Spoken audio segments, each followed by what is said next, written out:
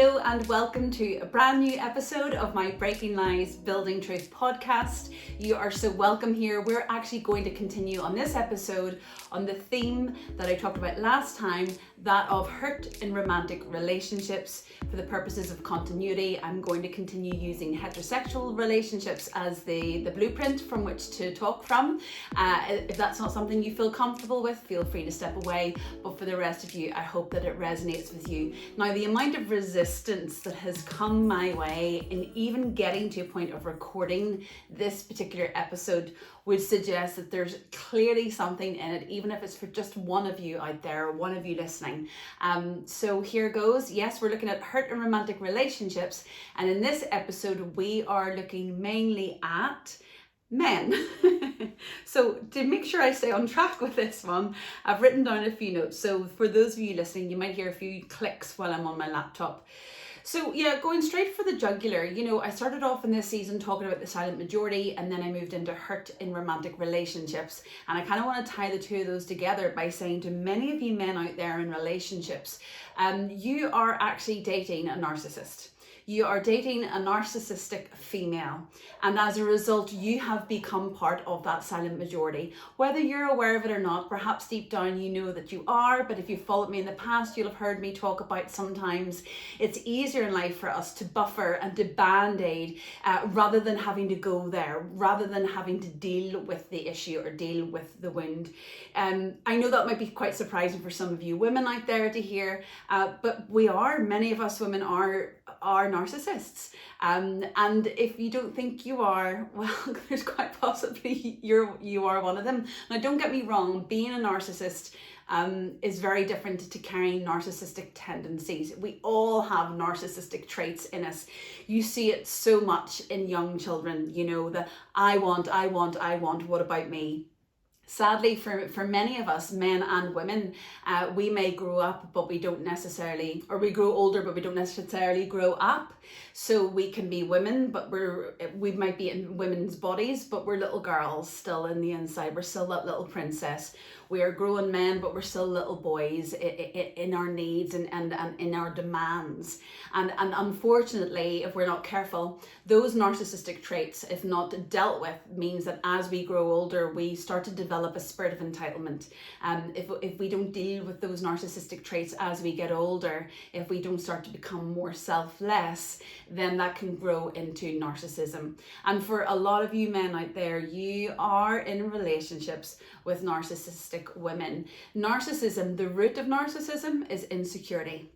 So if we take the word narcissism off of the table, because there's so many of you women out there that are already offended at the fact that I'm calling you a narcissist, let's take that off the table and let's change that word for the purpose of this episode to insecure. Okay, so there's a lot of you men out there that are in relationships with insecure women, and so you do what you think is right, in terms of keeping the peace, or that phrase, yeah, happy wife, happy life. Respectfully, I don't actually think that when we live out of that phrase, happy wife, happy life, I don't think it benefits either of you long term. It doesn't benefit either person in the relationship long term. Why? Because you're not saying your piece. That whole thing of, just to keep the peace, I just won't say anything, I'll just let her get on with it, but actually what you're doing is you're not using your voice.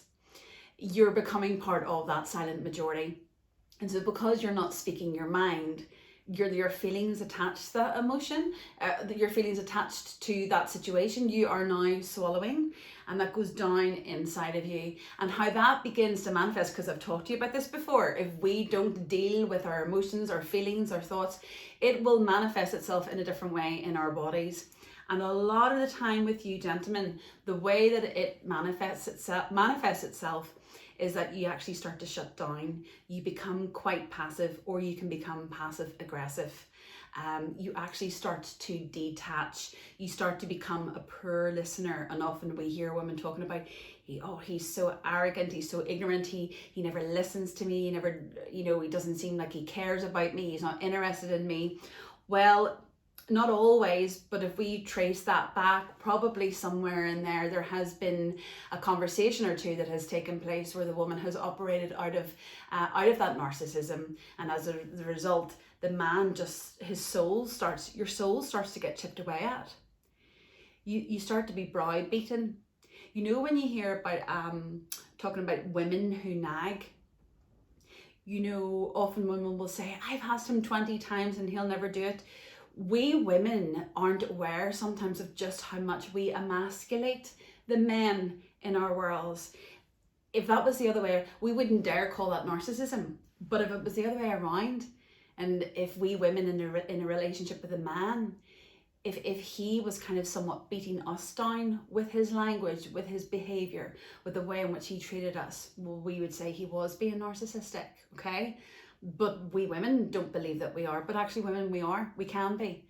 And we've got to really begin to do the work before we begin to point the finger at the men. Like, we've got 3 pointed back at us. You know, for those of you that are listening on the podcast, point your finger right now in front of you. You'll see you've got 3 fingers pointing back at you. And we have to grow up, and we have to mature and emotionally mature to a place where we're willing to have that mirror put in front of us. Now, side note, as a life coach, you'll often hear me say, I don't want to be the type of coach that just talks the talk. I want to be the type of coach that walks the walk. And trust me when I say I'm talking from experience here. We need to be able to put that mirror up in front of us and actually look at the ugliness within us and be willing to do the work to eradicate it. I can't tell you, in the personal development journey over the last 10 years, one wonderful boyfriend in particular comes to mind of, as I was becoming more aware of the ugliness that I was carrying because the insecurities inside of me that I hadn't taken the time to work at. I can't tell you how many times I wanted to phone that guy that I'd broken up the relationship from to say that I was sorry to him, but it wasn't appropriate because he was, you know, he's now married, but back then he was in a different relationship, so it wouldn't have been appropriate. I wanted to honor the woman in his life, but there were so many moments where I had my humbling aha of, oh my goodness, look at my behavior, look at my actions, look at my reactions. They're not healthy. They were coming from a place of insecurity. They were coming from a place of low self-esteem. And it's not, we don't go on that journey, and I don't encourage us women to go on that journey just for the sake of the men, you know, yes, but also it's for us. And I don't want to encourage you to go on that journey because then you're going to spend your life, as those realizations and revelations come, in a place of fear and self-loathing. No, it's about, what do you do with that learning? You'll have heard me say it before, I don't believe there's such a thing as failing. Either you win or you learn. So what can we learn from this so that moving forward we can become a healthier, more emotionally mature version of ourselves, so the next relationship we enter into, it's hopefully a healthier one, a less toxic version. So to bring it back to you men, there are many of you who are operating right now and living right now with narcissistic women, and you're not using your voice because you think it's easier to keep the peace if you just don't say anything and let her have her way. But as I say, with time, your soul starts to get chipped away at, and you start to become a lesser version of who you are. You add in then on top of that, the culture that we're living in right now. Don't get me wrong, I am going to address the ugliness in men, so women stay with me. But you know, the culture that we're in right now makes it very, very difficult for men. And I'm not talking in a general state. Like, I know that there's some very evil monster type of men out there. I'm not talking about them. But there are also some very, very good men out there. Very, very kind men out there who've had a very functional, healthy upbringing, who have a real emotional intelligence within themselves, who know how to humble themselves and to do the work and catch the flaw in themselves and know how to honour and respect women. And yet, unfortunately, they're being tarnished with the same brush as these other men. There are a lot of voices out there in society right now, which is why I have felt the need to step up and use my voice and in a way to defend these good men. I understand where the other voices are coming from. I saw a movie recently that is for a younger audience, particularly for young girls. And I understand where the writer was coming from. I understand their beliefs, and I understand the message that they were trying to get across. But unfortunately, in my opinion, their message of equality isn't what the audience would have received. Certainly not what I received. What I was on the receiving end of was toxic femininity. And that does nothing to help and support the really great men out there who are doing everything they possibly can to encourage women and to see them as an equal. You know, my opinion might not be your opinion, and I respect that, but I do believe that this is an opinion that needs to be heard. You know, I am very much an advocate for equal pay. You know, I honestly can't understand why women wouldn't be being paid the same amount as a man for a job. But I've also got to be like really honest with you. If my car breaks down, I'm going to call a man. You know, when I get out of my car, it's not a thought in my head or a desire of mine to rush around to the other side of the car and open the door for my man that I'm dating at that time. But my goodness, do I love it when the man opens the door for me. You know, I'm not going to necessarily rush to say to my man, oh, can I help you with carry your heavy suitcase? But my goodness, it does something when a man offers to carry the suitcase for me. My point being, I think we men and women are very different and have in many ways, but yet we have the opportunity to come alongside each other and complement each other. I believe we have different weaknesses and strengths. And yes, I do believe that we're meant to be seen as being equal. But the message that's out there in culture, and my concern of this message that's being sent, poured into this younger generation in an extremely sneaky way, because many parents out there would be very innocent in thinking that they're sending their children to watch a movie that is age appropriate. But the subliminal messaging that's coming through is actually very, very scary, because it's not doing anything to support the majority of wonderful men out there. And if anything, it's going to drive a wedge, if we're not careful, as this younger generation grows up, between men and women. There is something evil out there that is permeating the atmosphere, that is really trying to separate men and women. And that was never the original intent for men and women. We were meant to come together. And in those times, it was good. Now, I am not saying that with our free will, men haven't messed up. They have, but you know what? Women have as well. And I think in my longer season of singleness, it's certainly allowed me to observe. And it's been very, very challenging for me not to fall into judgment of others. And I think that's probably why it's taken me time to even record this. Got to be so careful.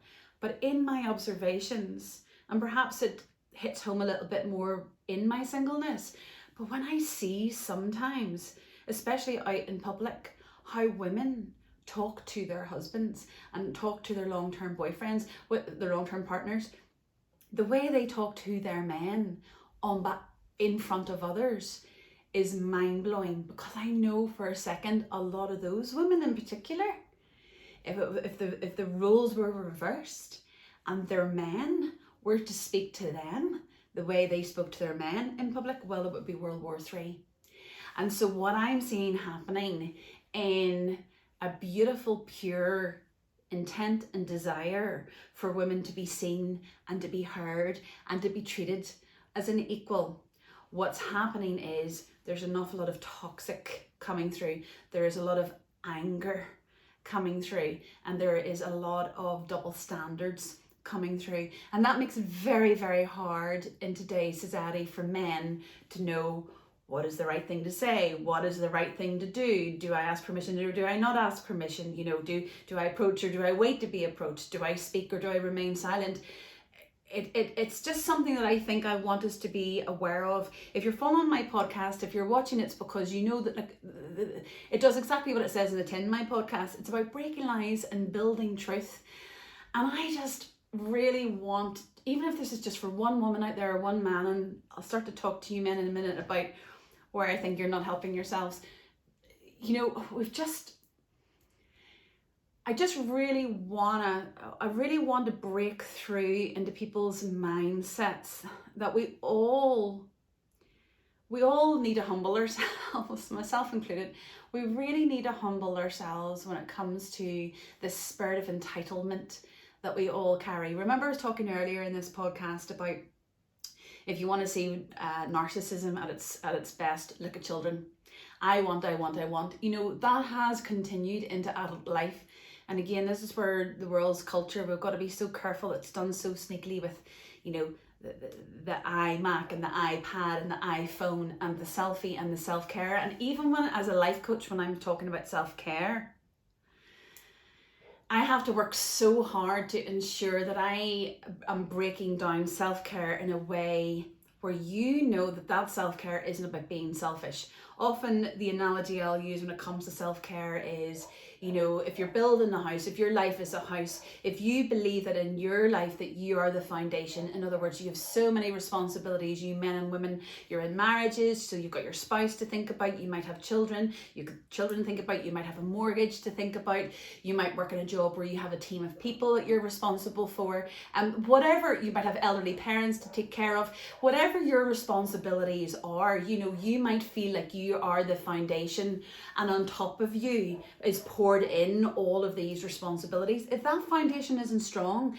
if that foundation isn't firm, then it will crumble, and therefore everything else in your life comes tumbling down. Now, for those of you out there who are people of faith, you know that Jesus is your firm foundation. For others of you out there, you find the tools, the strategies, whatever is your solution to what is the firm foundation for you.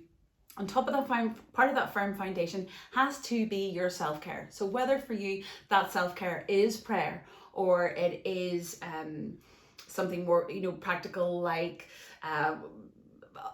going out into nature for a walk, or whether it's breathing exercises, whatever that self-care looks like for you, I've always wanted you to know that it's not from a place of what about me. It's because foundationally that's part of what is needed in order for you to go the distance, in order for you to build that house and maintain that house, so to speak, okay? So, but again, if we put the self-care into the culture out there right now, it is very much what about me. You know, if you think often in dialogue and conversations with people, often they'll say, you know, well, what's in it for me? Well, what do I get out of it? Women will often say, well, what does he bring to the table? You know, he's not making the first move. Well, he isn't organizing anything. In fact, a couple of my good girlfriends, we meet up once a month, and you know, and I've asked them if I can share this because you don't know them and it's generally speaking anyway, but you know, often that those girls in the dating scene, and they'll talk about, I just wish he could be more assertive, the man that they're dating at the time. I wish he could be more assertive, you know. I wish he would just take the reins and make things happen and organize some plans or organize a date, you know. And then maybe, they're dating a different guy later down the line, and they're like, do you know what? I just think he's very controlling. Because it just feels like, you know, he makes the decisions and he organizes the dates, and I'm kind of like, these poor guys, like they literally can't win. They're being told you got to be assertive and you got to take charge and you got to make the woman feel safe and secure and, you know, step up and do something. But then when they do, it's like, oh, be careful. You don't want to come across like you're controlling. You don't want to come across like a narcissist, you know. So, yeah, so many double standards out there. So I think we women really just need to be careful that we're not getting caught up in the narrative that's out there in culture when it comes to self, when it comes to me. And I think maybe what I'm about to say is probably for another day. But again, that whole thing of like, girl, you just do you, you know, whatever makes you happy, you know, you just live your best. Yeah.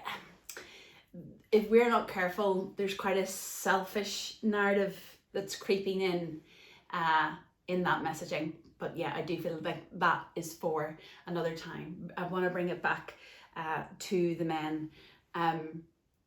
Yes, so gentlemen, I really want you to challenge you to consider, is it benefiting me keeping the peace, so to speak? You know, when the woman is on and on and on, and that's what I wanted to say, because I want to be respectful to us women as well, because, you know, I'm a woman's woman, like represent us women. When a man talks about the woman is nagging, or the woman says, I've had to ask him 25 times to change that nappy. That's the example I like to use. I've had to ask him 25 times to change that nappy and he never does. Where I have challenged even clients of mine, and they've been so humble, they've been so willing to go there and be honest with themselves. And I've said to them, I want you to take your mind back to the first time you asked your husband to change that nappy. Let's be honest, for any of us, men or women, if we've never done something before, if it isn't in our natural rhythm of abilities that we've been given, we're not necessarily going to get it right first time, okay? The majority of men who change a nappy for the very first time probably aren't going to get it right. But in my experience as a professional life coach, when I've asked these women, and even friends of mine who have been humble enough to admit it as well in their marriages, when I said to them, when your hubby changed that nappy for the first time, regardless of how pathetic or ridiculous a job he did you say thank you so much and that you really appreciated him helping you out in that moment? Or were you more likely to have said something like, look at the state of that, I might as well have just done it myself, right? And for the majority of them, it was the latter. They had emasculated the man in that moment. They had put him down in that moment. I want you ladies for just a second to go with me in this. And I want you to role reversal it. And imagine that the man in your life has asked you to do something that you've never done before. I'm going into extreme 1950s stereotypes for this, okay? So just go with me. But let's say he asks you to begin to change a tire on a car, okay? I'm going to the extremes. All the feminists out there are raging at me right now and want me cancelled. Well, you can have a go. But you know, if you were to have a go at changing that tire and you'd never done it before, and your man turned to you and said, look at the state of that. Oh, sure, I should have just probably done it myself. How would that have made you feel? And how would you have reacted? Red flag to a bull? Or would it have broken you? And so often, I think we women forget, and it's something I'm learning more and more and more with my male clients. Men have feelings too. They might not vocalize it in the same way. They internalize it more. And so I'm just so delighted for the men that are coming my way, because it's given me an opportunity to gently shake them into saying, start using your voice. Oh, I'm still getting used to this talking into a microphone. I'm just punching my fist right now. Start using your voice. Stop swallowing those feelings. Take a moment and sit with your woman and say, babe, when you did that, like, man, that really upset me. You know, that really cut me deep. You know, particularly in Northern Ireland, we live in a society, I don't know what it's like for those of you that live in other cultures, but that would be seen, well, we're getting better at it, but that would have been seen for so many decades as being wet. You know, men don't do that. That's weak. You know, like man up type thing. And thankfully that language is changing. But my point is we women need to, those of us that think in our relationships, I've asked him 20 times to do that and he just doesn't listen. Now, there are some men who just don't listen, but respectfully, you knew that about him when you started dating him.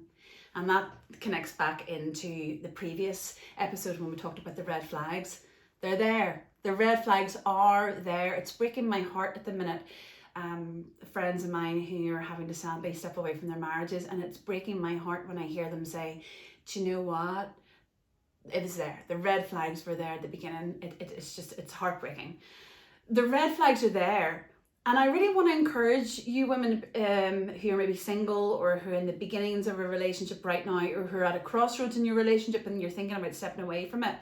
I had said in the last episode, you know, we're not looking for projects, we're looking for partners. And what I want to challenge you, and actually this is for you men out there as well, if you're starting to date someone or you're in the early days of a relationship, or you're at that 3 month, generally that 3 month of shall we continue or not, should this man or woman in your life, should they never change?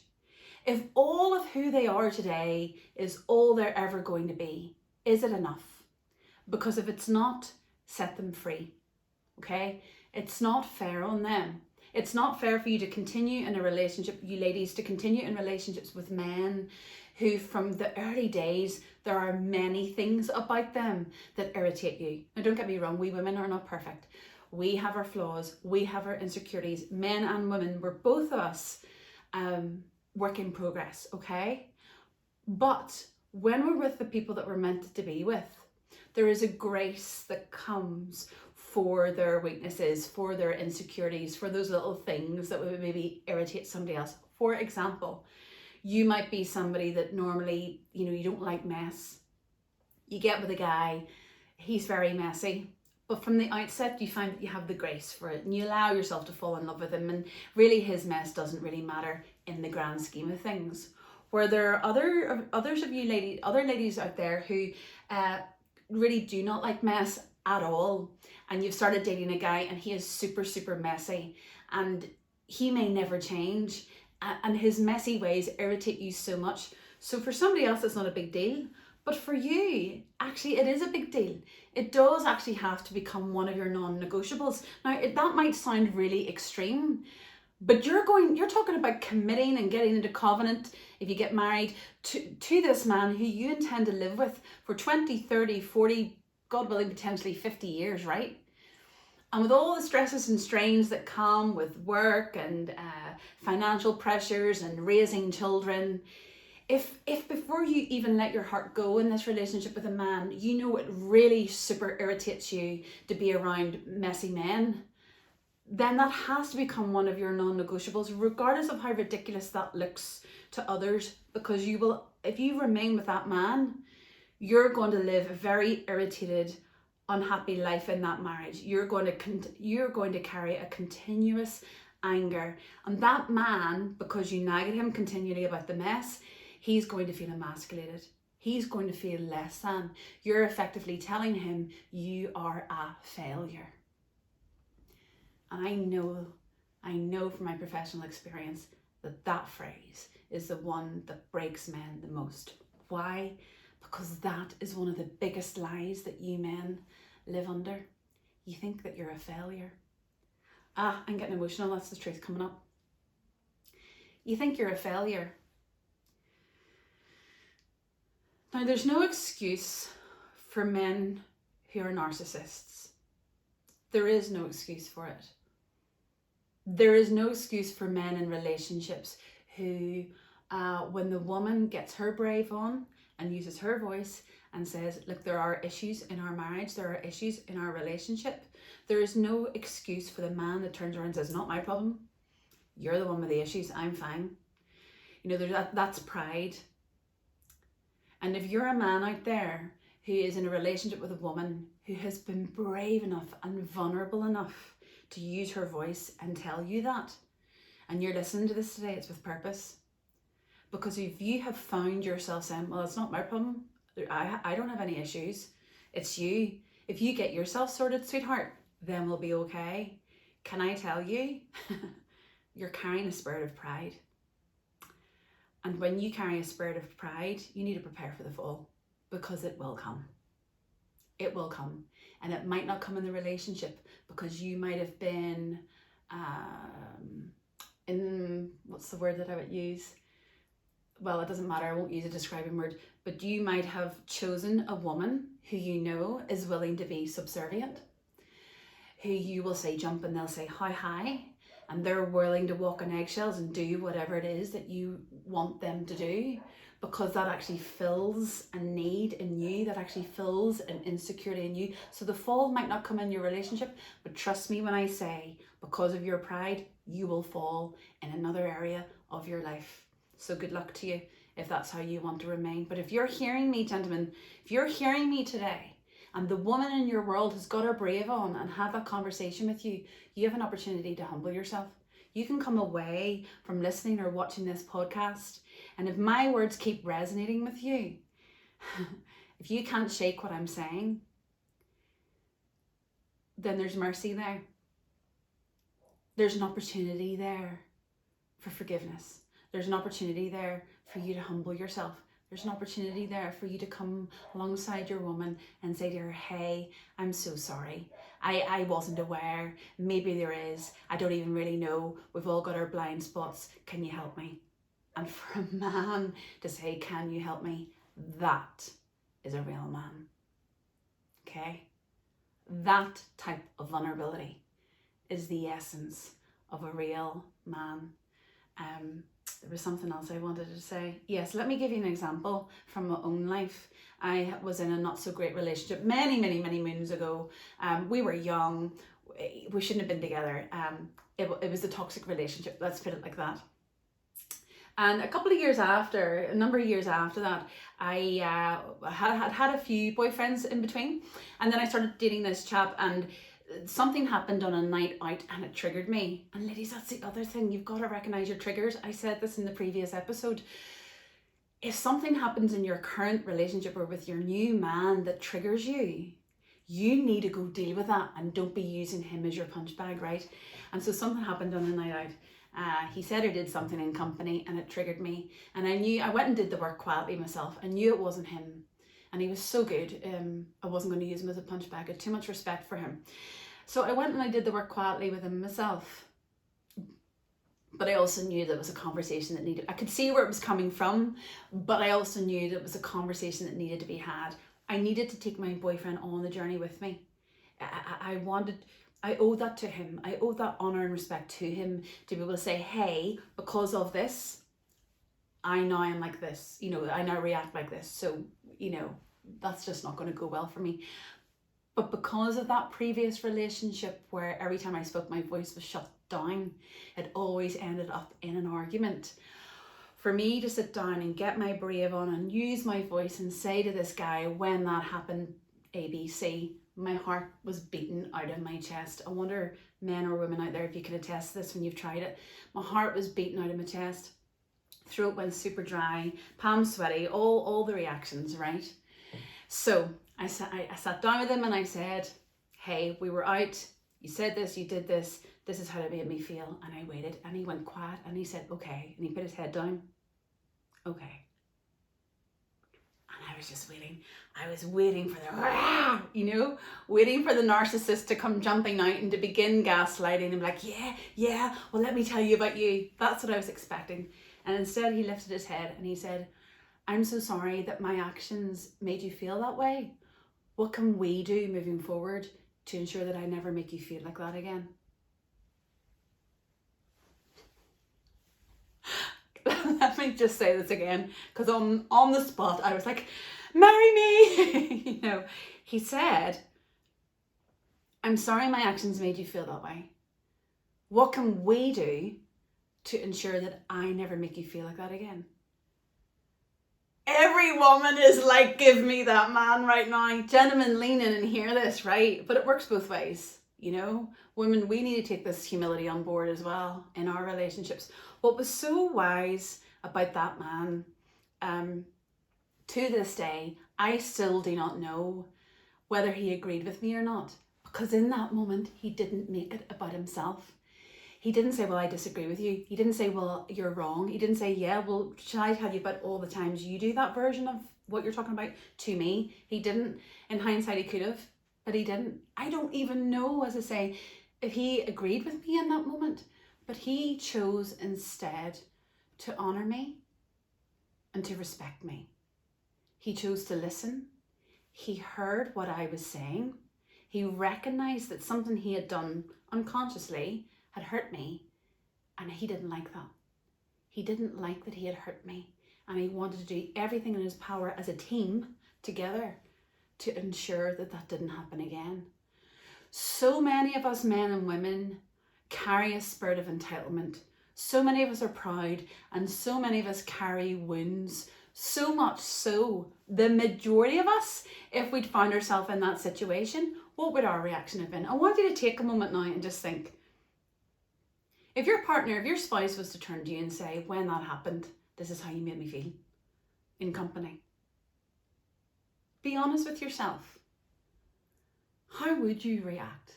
Like, just be real.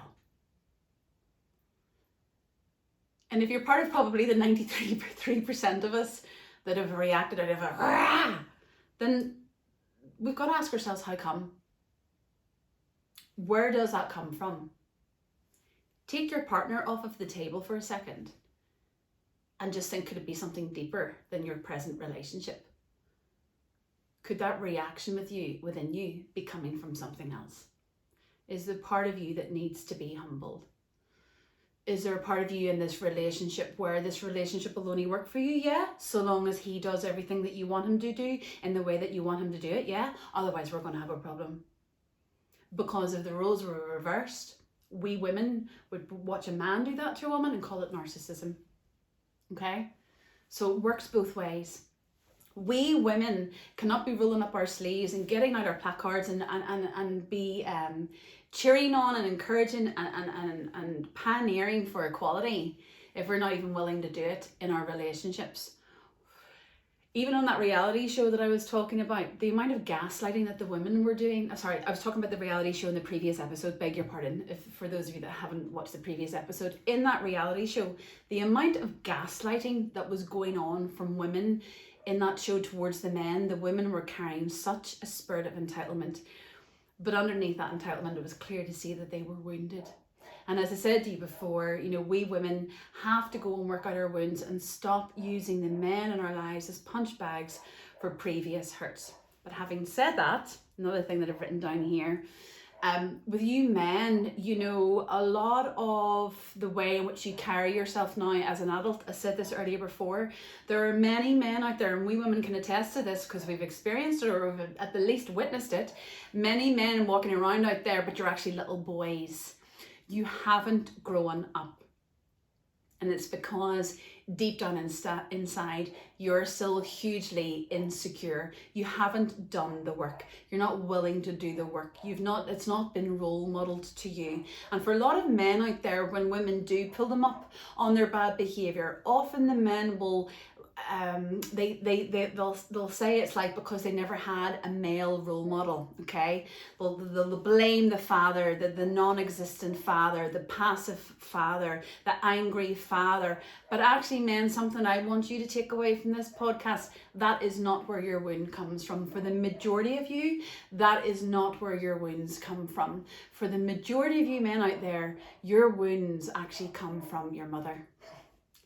Your wounds actually come from the relationship you have or do not have with your mother, which is why you will find many men who are still little boys aligning themselves with women who like to be very dominant and call the shots, because that's the environment that you men as little boys grew up in, the matriarch. Yeah. So you're not comfortable to come alongside a woman of equal stature because you're so full of insecurities. Yeah. So you'll see that the man that just does what he's told. Then in the other extreme of that, then you get the narcissistic man who hasn't dealt with the wounds and begins to use these women that he's dating as his punch bag because he was part of the silent majority growing up with his mother. He never used his voice with his mother. Being a parent is one of the most unbelievable gifts you can ever be blessed with. And if, I've been the primary school teacher, I've been the nanny, I've been the babysitter, I've been the youth leader. I've worked in referral units with children who've been excluded from high school for bringing in knives and throwing tables across the room at their teachers. And I've lent in from young right through to teenagers. I've lent in and I've listened to these children and teenagers' stories. And can I tell you, as a parent, the responsibility that you have in terms of not just your words, but your actions. We're talking again about double standards, and a lot of these hurt and romantic relationships actually comes back to what's been modeled to us growing up. We can have double standards as parents where we turn to our young children and we say, don't swear. But they've just witnessed us swearing on the phone to our friends or to our partner. Often we as parents will say to our young children, don't speak to your father like that. But they've witnessed us speaking to their father in a hugely disrespectful way. There's a proverb that says, train a child in the way they should go, and when they're older, they will not depart. Let me say it again. Train a child in the way they should go, and when they're older, they will not depart. See, part of that training, part of that training in the way you think a child, the way you want to bring up your child so that when they're older, they'll flourish and represent you well and represent the family well, right? Part of that training is taught, but the majority of it is caught. So when you see your children react in a certain way and you laugh because you think, gosh, that's so like your husband, that's so like their father, it's because they've caught it. It's because they are modeling it. They are mimicking it. They're mirroring it. Okay? So you mothers out there, particularly mothers who have sons, you have such a responsibility in terms of how you raise your sons and the way in which you raise them. And so many men have been raised by critical mothers with punitive parenting who have emasculated them or put far too much responsibility on them. And so these men have grown up in environments where they've been part of the silent majority. So then when they're older, you can see them go into one of two camps. As I talked earlier, either they become the subservient one and they marry a dominant woman and they just do what they're told and they whatever, happy wife, happy life. Or we start to see them operating as a narcissist because of the insecurity, because of the wounds that they haven't dealt with. And folks, here's the reality. My podcast is about breaking lies and building truth. And the reason I'm putting all this out here is in the hope that there's even one man out there who makes a decision, do you know what, I'm actually going to go and do the work. I can see myself in some of these examples that Marcia is giving. Because here's the truth. Everybody in my world knows this. I'm like a broken record with this stat.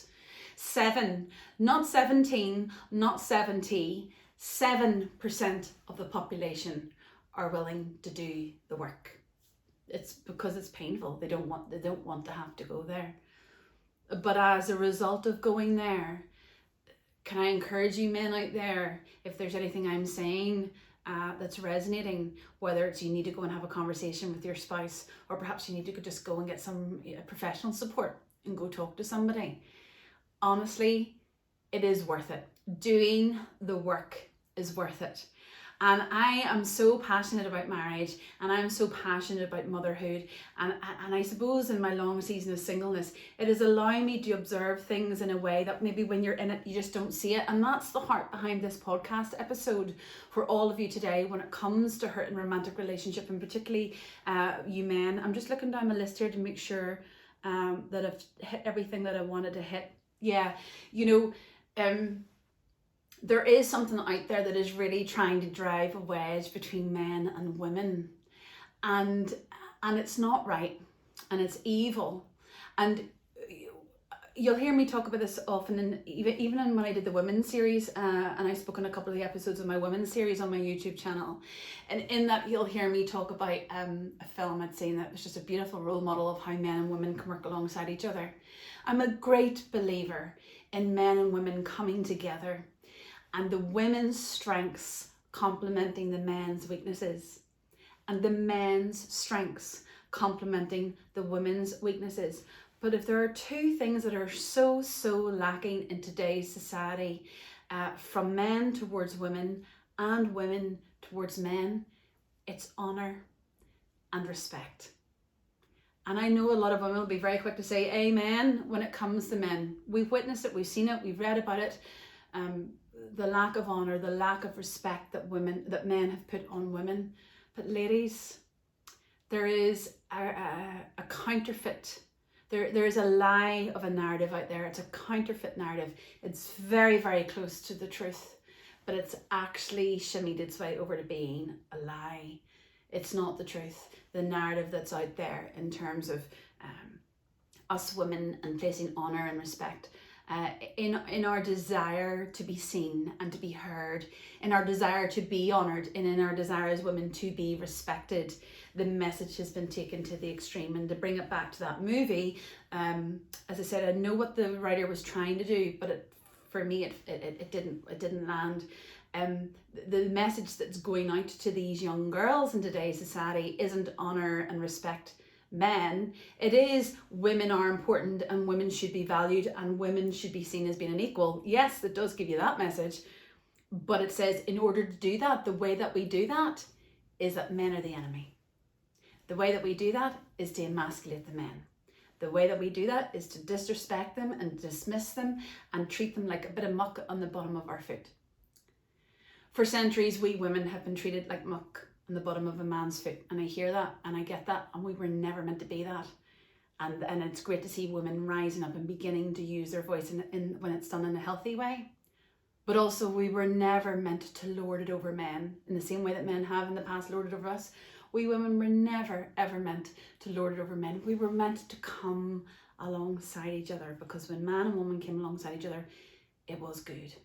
And it is meant to be good. And out of all of our relationships here on this earth, the one that's meant to be the one that's full of peace, that's full of joy, that's full of delight, that's full of honour and full of respect, is the marriage, is that covenant of marriage. But if you men out there are not placing honour and respect on us women, well, as I always like to say, how has that worked out for you? The generations of men who are not placing honour and respect on women has very much to answer for this angry mob of women that are rising up, who believe that the only way to gain respect from the men is to emasculate them. Women, it is such a controversial message that I'm giving today. I know it is, but I also know it's the truth. So bring it on. We women need to move forward in honouring and respecting our men. And if that bothers you as a woman, if what I'm saying is bothering you, you need to go and do the work to work out why. And I'll tell you why, because there's a season in my past that if I'd listened to a woman tell me that I needed to honour and respect a man, I would have told her to go play with traffic. You get me? But I've done the work. And men, the good men, to bring it right back to what I said at the beginning of this episode, there are many, many good men out there. And they deserve us as women, they deserve our honour and they deserve our respect. And it's so interesting because I have noticed when I place honour and respect on men with my words, no one knows what to do with it because it's so foreign. How sad is that? How sad is that we are now living in a society that when you put out a word of encouragement, that when you speak life over someone, when you remind them of the truth of who they are, people question it. People think it's wrong. What's the alternative? And how is that working out for us all? So I am on a mission. We're talking about hurt in romantic relationships, and I really wanted to focus in the men today because men, you do have work to do, but also ladies, we have work to do to ensure that we are not being disrespectful to the good men in our lives. And ladies, if you're running alongside a man that isn't good, you have a choice to make. And start by making a decision to step out of the silent majority. Start by choosing to use your voice. And it's the same for you men out there. If you know you're in a relationship where there is no point you speaking up because she will shut it down, then that's what you need to address with her. And you need to say, up until now, this is how it's been, but it's making me miserable and unhappy. And that's why you're not getting the best version of me. I need to feel like I can say my piece and that we work together as a team on this. And again, I want to reiterate, if what I am saying to you right now, particularly to you ladies, if what I am saying to you and you're in a marriage and you're hearing me say this and it is irritating you and it is stirring up a rage in you, then you need to go and look at that, because there's something in that. That's fruit. You need to get to the root of that rage and work out why. And if the root of that rage is, you expect me to do that when he did, then you need to go and deal with that list of issues that you have in him or in your relationship. Otherwise, you are going to continue walking through this life, not just as an angry woman, but as an angry wife. And what example is that going to set for this next generation? So in closing, I know that this is a big episode. I respect it's not going to be for everybody, and I'm okay with that. But I also know what the absolute truth is. And I intend to be a voice moving forward that uses it for good and continues to use it to break down the lies and to build the truth. Women, start honouring and respecting the men in your life. And men, start honouring and respecting the women in your life. Why is it when we're out at a restaurant, we are quicker to give more respect and honour to our waitress than we are to our partner? And yet respectfully, if that waitress would to die tomorrow, it wouldn't have any impact on our life. But if your spouse was to die tomorrow, You do not want to live in regret. So if you're listening to this and you are full of muck inside, if you're full of messiness and heaviness and hurt and brokenness, man or woman, listening to this, and you know it's a result of the relationship you're in, then begin to do the work. Organise for couples counselling. Go and do the work. Seek professional support for yourself, by yourself, and see if maybe you working on yourself. You might not be able to change them, but start with yourself. And if by changing you, does that help give you the confidence to be able to use your voice in that relationship? And if when you use your voice, is it heard? And if it isn't, then you can make some decisions from there. But you cannot remain in these relationships navigating it like this and treating the men like this and treating the woman like this, because 10 years from now I'm going to end up still having to do podcasts on hurt in romantic relationships. And don't forget, the red flags are there. They're there from the beginning. Ladies, for those of you that are in early days, as I say to my good girlfriends out there who are out on dates with guys, watch what he said. Listen to what he says about his mother. Watch how he treats his mother. That will give you an example of how he's going to be with you. You know, because there are some cultures in particular where the men are so dismissive of their mothers, and it's allowed. Like, if you're with that guy, then that's how he's going to treat you, because that's all he knows. Similarly, if you're with a guy who, even though you're together, he's still almost somewhat browbeaten by his mum, you know, the apron strings are still very tight, then that's going to be perhaps what he's going to expect you to be in the relationship moving forward. So you'll have no excuse in the relationship moving forward to say, I wish he could just make some decisions on behalf of us. I wish he would just step up and lead us in this, that and the other. Well, no, because look, he just does what his mum tells him to do. So he wants to be in a relationship with a woman who just tells him what to do. Yeah. So the red flags, like, they can, as I said in the last episode, they can be the most beautiful helping guides and signs to us, should we be so willing to see them. And gentlemen, it's the same for you. The red flags are there with the women that you begin to date. When you use your voice and you say, oh, that's interesting, I disagree, I'd have a difference of opinion to you on that. Well, what is their reaction? Do they turn and go, yeah, well, let me tell you, you're wrong, because you know, is there this huge amount of fire and defensiveness that comes out of them? Or do they react with, no way, oh my gosh, why, what do you think about it? You know, how secure are they at the beginning of the relationship? Is there an emotional maturity there? Are they treating you with honor? Are they treating you with respect? Because who they are today, that's how they're going to be. Men, observe women and how they treat their parents. Men, observe how women speak to their mothers. Observe how women speak to their fathers and speak of them. Because what we've grown up with and what we've got away with, so to speak, if we don't have people calling out our bad behaviour, that will continue into our romantic relationships as well. So yeah, there's so much in this, but I know that it's something that I needed to share today. So men, go do the work, find your voice, step out of being part of the silent majority, and begin to honour and respect the women. And ladies, if there's anything I've said today that's riled you, feel free to private message me. I'm very happy to talk things out with you and ask you questions so we can get to the root, because the anger is the fruit. But also consider that maybe it's not about changing him. Maybe there's something in you that needs to change.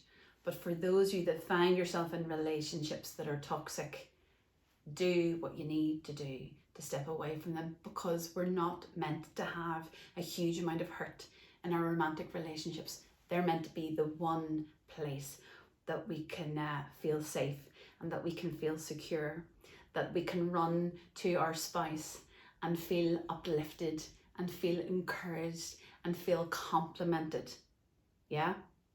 Let us do what we can moving forward, so that we can start to set a different type of culture out there in the world, that we can change the narrative out there, and that we can set a healthier role model for our darling daughters and darling sons growing up, that they can look at and be like, oh, that's the way it's meant to go. So that when men and women are not driven apart by hate, but are brought together because of honour and respect, that when men and women come together, we can honestly say it is good. Thank you for listening today and for watching today. I hope that you've got something out of it. As I always say, if you think that this could be for somebody in your world, please pay it forward. Thanks for listening. There's Off the Cuff. I don't know how long I've gone. I'm past that now. But thank you for joining me for this episode of Breaking Lies, Building Truth. Look forward to you joining me for the next one. And in the meantime, as always, stay encouraged.